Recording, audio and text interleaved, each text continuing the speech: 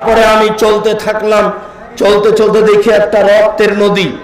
নদীতে মানুষ নেই, নদীতে পানি নেই, শুধু রক্ত আর রক্ত। নদীতে পানি নেই, শুধু রক্ত আর রক্ত। একটা লোক রক্তের মাঝামাঝিতে আছে, একটা লোক পাশে দাঁড়িয়ে আছে। লোকটা যতবার রক্তের নদীর মাঝামাঝি থেকে উঠার চেষ্টা করে, পাশ থেকে পাথর মেরে তার মুখকে ভেঙে চৌচির করে দেয়। আবার পাথরের চোটে মাঝামাঝিতে চলে যায়। আমি বললাম এই কি দৃশ্য? তারা দুইজন বললেন চলতে থাকেন।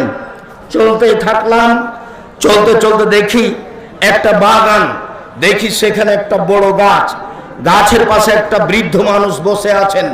দেখি সামনে কতগুলি বাচ্চা ছেলে, দেখি একটু দূরে একটা লোক এইভাবে আগুনকে উত্তেজিত করছে। আমাকে গাছের উপরে নিয়ে গেল, একটা ঘরে ঢোকানো হলো। এত সুন্দর ঘর আমি জীবনে দেখিনি।